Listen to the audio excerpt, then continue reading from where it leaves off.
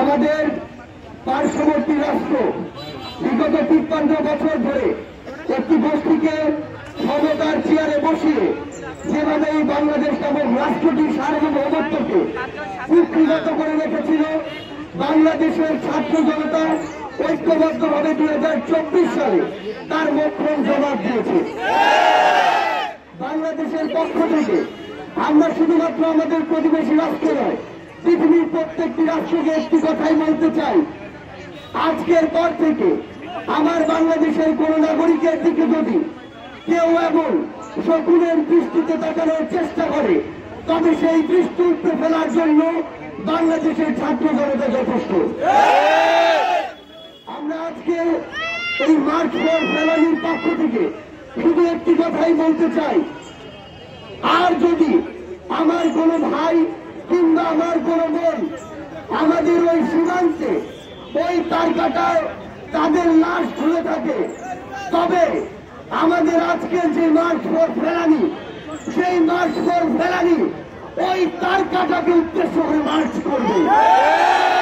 আর যদি আমাদের পরবর্তী ওই মার্চ তারকাটাকে উদ্দেশ্য করে হয়, তবে আমাদের এই লক্ষ্য তারকাটাকে ভেদ করে যতদূর দৃষ্টি যায় ততদূর যাবে। আমরা শুধু স্পষ্ট করে পৃথিবীর প্রত্যেকটি দেশকে একটু কথাই বলতে চাই, এই যে সীমান্ত হত্যা তারকাটা দেওয়ার নামে যেই জোর করে যে বাধা দেওয়ার যে প্রয়াস, সেই প্রয়াস বাধা দেওয়ার জন্য, সেই প্রয়াস রুখে দেওয়ার জন্য নতুন করে যে অভ্যুত্থান হয়েছে, এই অভ্যুত্থানের স্ফুলিঙ্গ পুরো পৃথিবীতে ছড়িয়ে পড়বে। আমরা আজকে এই কুড়িগ্রামের মার্চ ফর ফেলানির শুরুতে একটি কথা আপনাদেরকে বলতে চাই, আমরা আর বাংলাদেশের সীমান্তে কোন লাশ দেখতে চাই না। আমাদের বাংলাদেশের যত নাগরিককে ওই সীমান্তে লাশ করা হয়েছে, তাদের বিচার আন্তর্জাতিক ট্রাইব্যুনালে করতে হবে। আমাদের বোন ফেলানির স্মৃতিকে বাঁচিয়ে রাখার জন্য নতুন যে আমাদের বিশ্ববিদ্যালয়, কুড়িগ্রাম কৃষি বিশ্ববিদ্যালয়, সেই বিশ্ববিদ্যালয়ের একটি আবাসিক হল আমাদের বোন বীর শহীদ ফেলানির জন্য করতে হবে।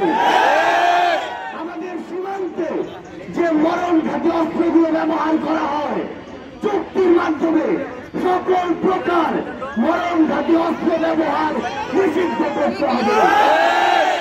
আমি স্পষ্ট করে বলতে চাই, আগামী বাংলাদেশের এই যে ছাত্র জনতা, যেই ছাত্র জনতা অভ্যুত্থান করে নতুন বাংলাদেশ দিয়েছে, সেই ছাত্র জনতা আর কোনদিন নতজানু পররাষ্ট্রনীতি মেনে নেবে না। পুরো বাংলাদেশের উদ্দেশ্যে শুধু একটি বার্তা দিতে চাই, জেলা হিসেবে যে বৈষম্য এতদিন ধরে এই বাংলাদেশে হয়ে এসেছে, আগামীর বাংলাদেশে উত্তর হোক, দক্ষিণ হোক, পূর্ব হোক, পশ্চিম হোক, সেই বৈষম্য আর আমরা দেখতে চাই না। আমরা বিশ্বাস করি আগামীর বাংলাদেশে আমাদের এই বীর কুড়িগ্রামের বাসীরা ঐক্যবদ্ধভাবে উত্তরবঙ্গকে এগিয়ে যাওয়ার জন্য নেতৃত্ব দিবে, যেখানে আমাদের চোখের সামনে আমাদের চলার স্পিরিট হিসেবে আমাদের বোন ফেলানির সেই আমাদের বোন ফেলানির ছিল, সেটি আমাদের চোখের সামনে শুধু দুর্বলতা নয়, বরং শক্তি হয়ে থাকবে। যেই শক্তিকে সামনে রেখে আগামী বাংলাদেশ গড়ায় কুড়িগ্রাম সবার আগে রাজপথের সামনের সারিতে অগ্রগামী ভূমিকা রাখবে। সেই প্রত্যাশা রেখে আজকে আমাদের লং মার্চ ফর ফেলানি আমরা শুরু করতে যাচ্ছি।